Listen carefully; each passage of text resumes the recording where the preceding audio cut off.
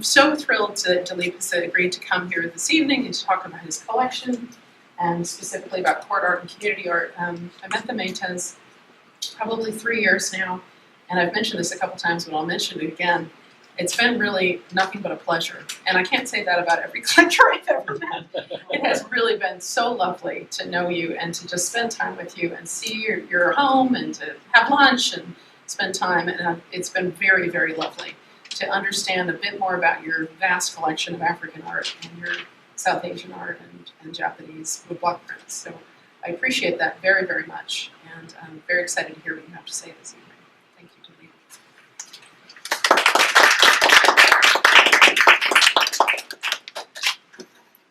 Well, thank you, Elizabeth. I appreciate your comments. As a matter of fact, I think I have to thank Sheila for introducing us.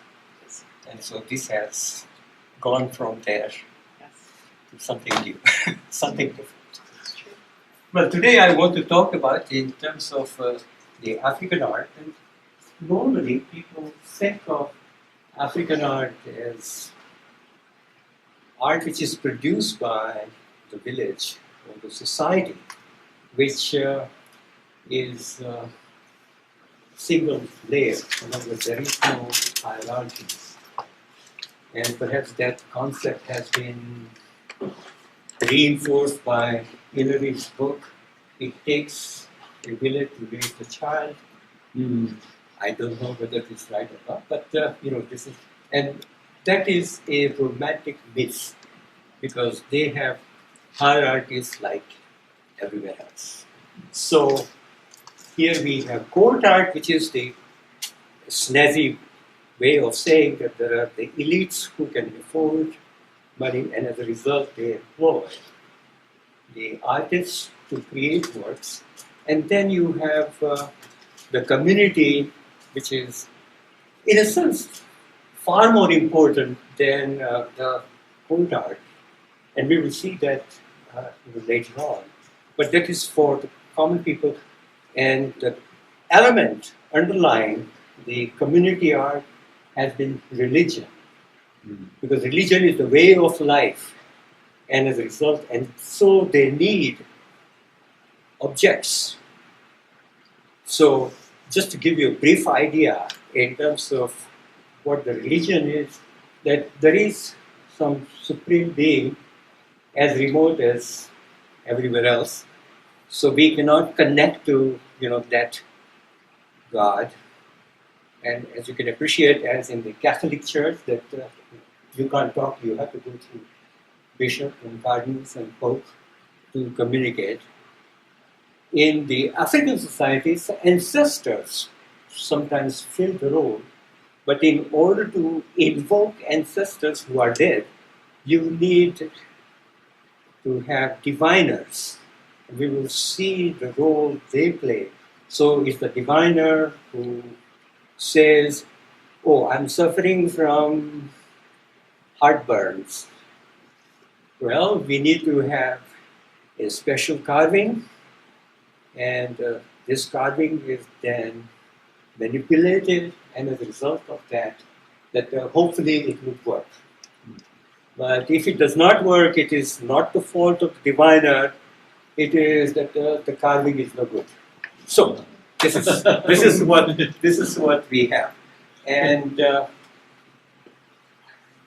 we are going to look at terms of these religious concepts, but it's more in terms of court art versus the community art.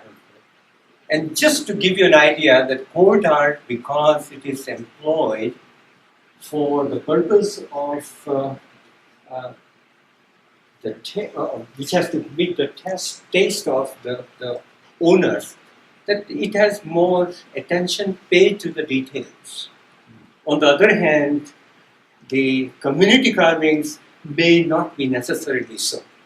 So in effect, what you are saying are two different. And just to give you an analogy which will make it clear, you may have great taste in terms of wine. So as a connoisseur of wine, you are looking for all kinds of attributes regarding that. But when you go to the church and take the communion, At that time, you don't say, is it the right taste? Does it have the right nose? Just imagine.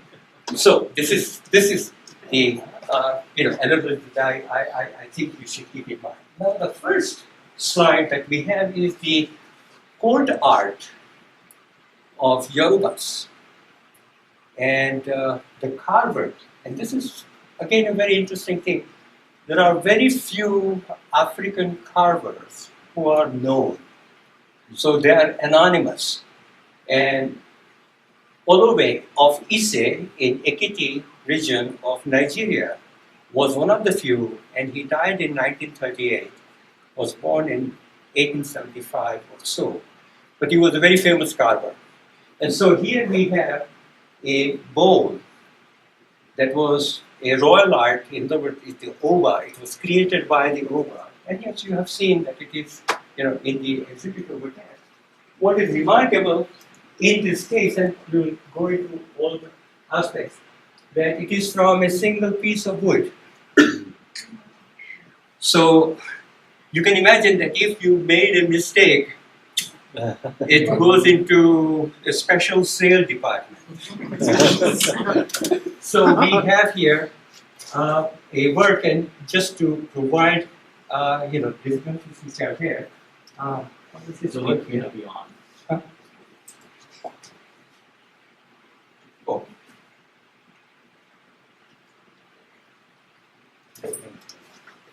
So this is the usual piece, and it's called Olume.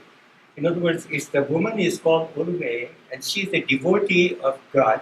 And this box contains kola nuts, which are offered to the visitors. And so in effect it is, but it has a religious context when the bowl is owned by the diviner. And so we are finding, and what is remarkable is that it's just two objects which are there. One, the woman, and other, the chicken. And chicken, of course, has the connotation in terms of eating. Now, going back, you can see that this one here, that there is a woman, but then instead of one chicken, because it would have overrun the piece, there are 4 chicks on the top. And what we also find is that apparently Olowe abhorred any empty space. So you can see that even her back is carved, the bone is carved with different colors, even this base is carved. Now why he left this space empty, I have no idea. But he did leave some empty space there. But, and as I said, it's a monoxyle. In other words, it's a single piece of wood.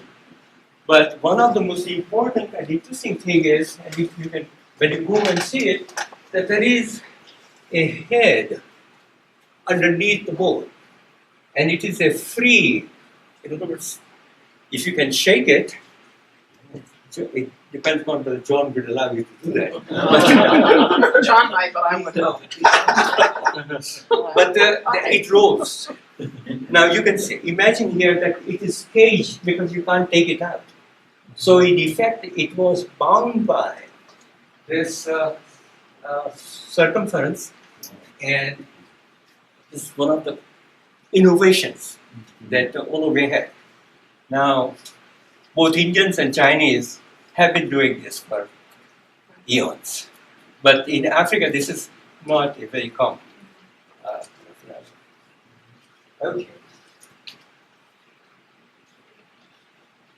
Now we come to community art as against the court art. And here, this is a woman from Tanzania. And it's a Nyamwezi group. And what is remarkable is that the hands or arms are articulated. As a result, you raise or lower them. And the dealer who collected this in the field got the story from them that she's scanning the sky for rain clouds, which is important for the farmers. So you are seeing here, but what's remarkable is that when you lower the arms, as it is currently done, it is like she's sitting on the ground and has her hands wrapped around the knees. So thought has gone into, as much as it has gone into Olowe's piece. But at the same time, you can see that this is more a powerful piece on the one hand, but it's also abstract, and it is the details that you can't tell that, or you can't say that these are all sophisticated carvings. Okay, now we come to the third piece, which is a chokwe chair. And this is the chair used by the chief, so it's a court art piece.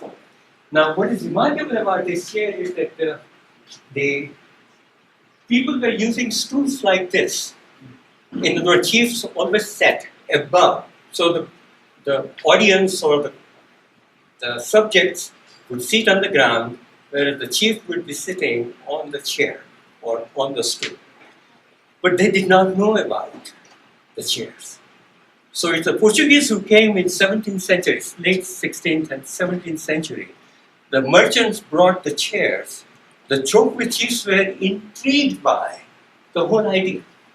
So what they did was that they had artisans who did this chair, and as a result, that you see that there are 4 struts and also the stretchers rather, and the strut which is behind the back, but it's the back, 4 legs, and the struts. That this was something different. So it was not monosyl in this case, as has been the case with the stool. But what is remarkable is that initially, when the chokwe chiefs were smitten by this form, they had this chair, which is carved from a single piece of wood.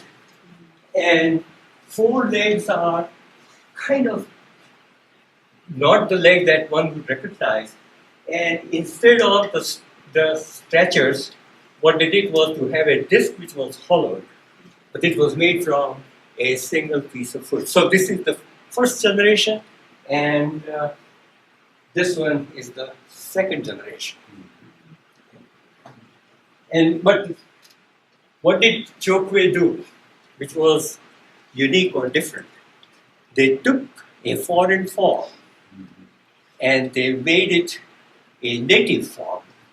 And native form came in terms of the little figures on the one hand, and on the stretchers, they are depicting daily life and other elements that chokwes are so fond of. So what we are seeing is that it's not just simply a chair, but it shows various elements of the chokwe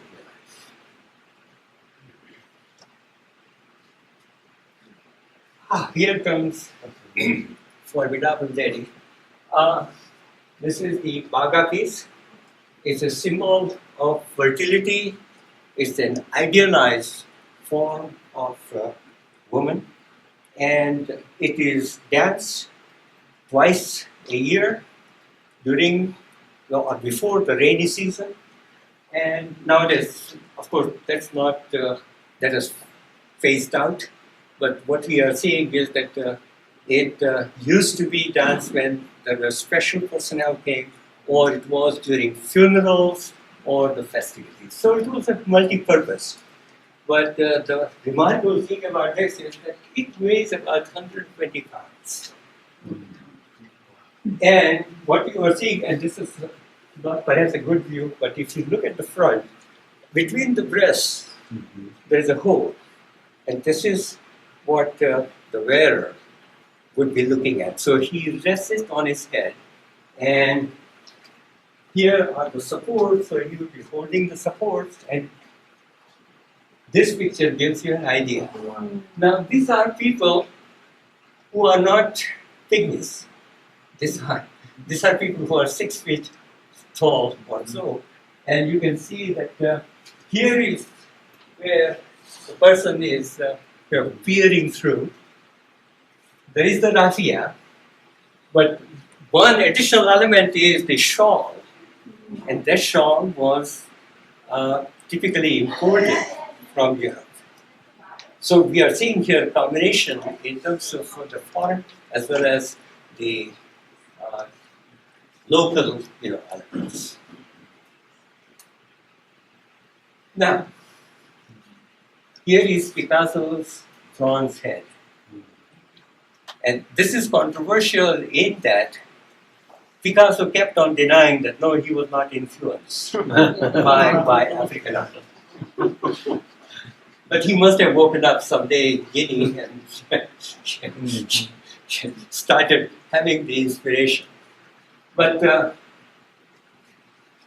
and this was done in 1931-32. Look at this here. This was in 1907.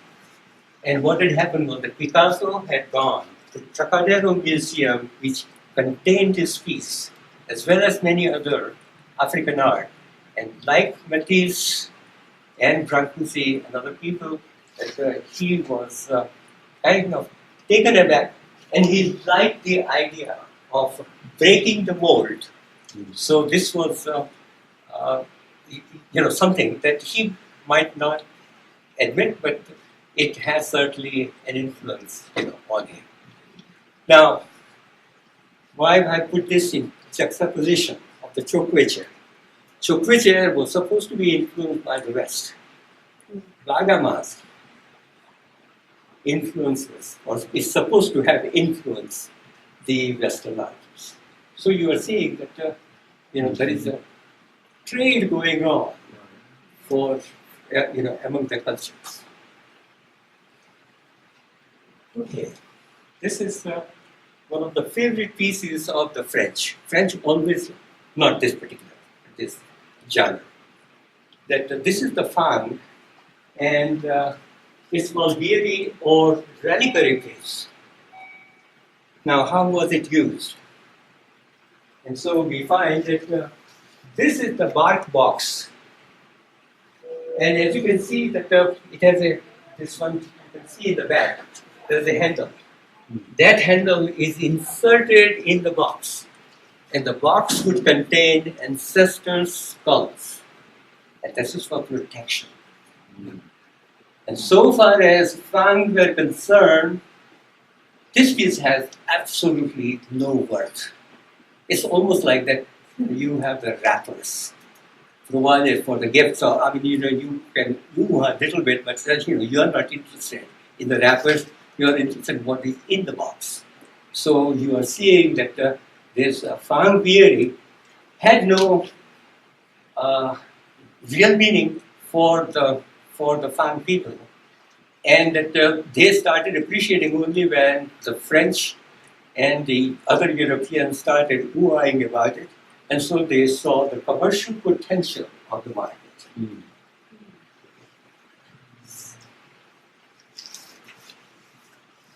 Now this is a figure which is, as you can see, it is about 12 inches or so, and it is a Hemba related people, Luba and Hemba related people.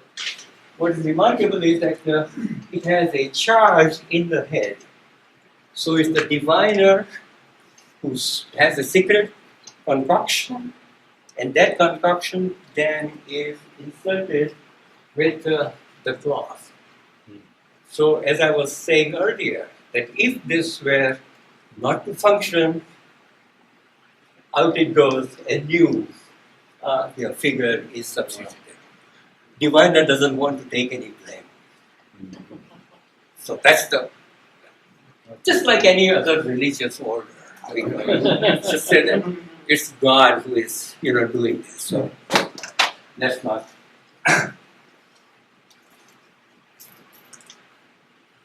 Now we come to community figures, but these are combs. Now it can be also for the court art, but instead of religious art, now we are looking in terms of secular art. So here we have that they have no connotation in terms of any religious purpose, but they just love to. So these are two chokwe poems, and both of them have the figures because they wanted to make it something special. Now this, on the other hand, is a headdress, and the purpose of the headdress is particularly important for women. All the men, of course, use it because Luma women generally take 2 or 3 days to set their hair, and they use red tapula powder and the mud, and it has to sit. So when they have done that, what you find is that they have to keep their head above the ground. So these headdress are functional, utilitarian, pieces.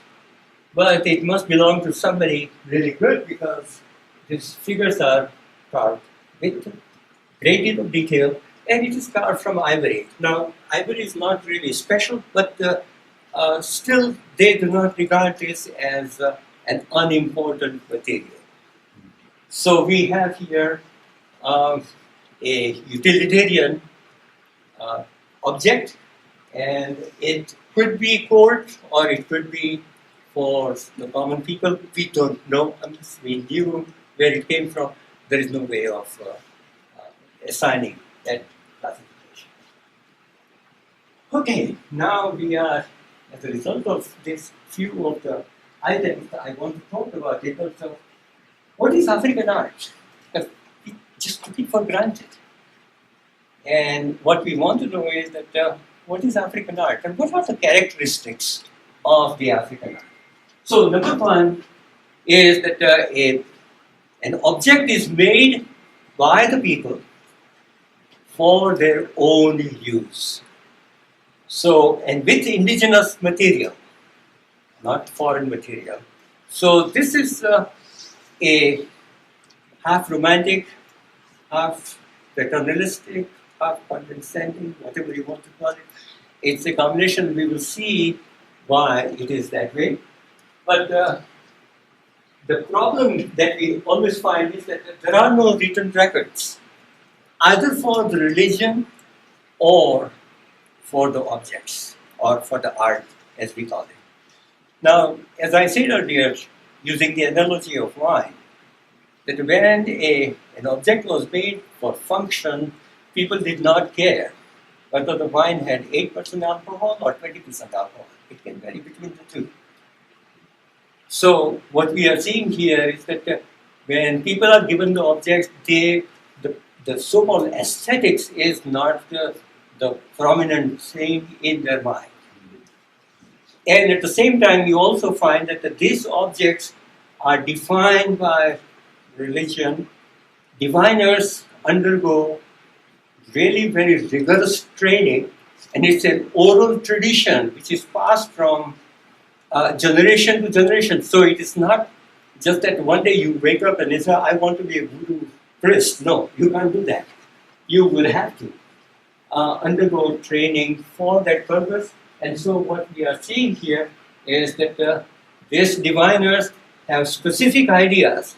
Now that being the case, the communal art, which is for religious purposes, is perhaps more constricted.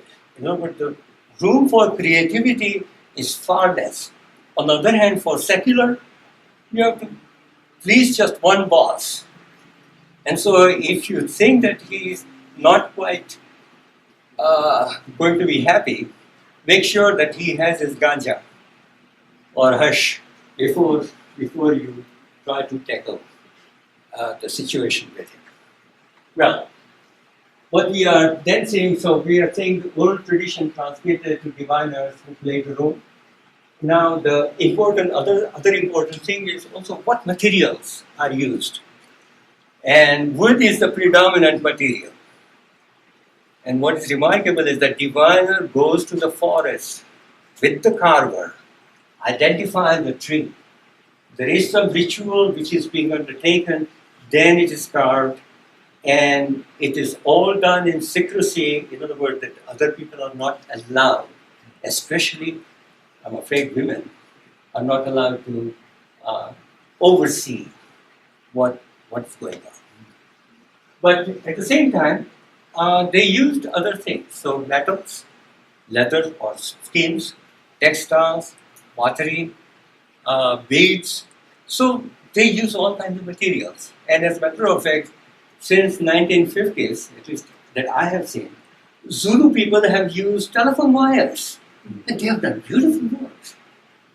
So creativity is not confined. But what it certainly says is that the wood is primarily important, and the snobs always maintain the wood has to come from the area.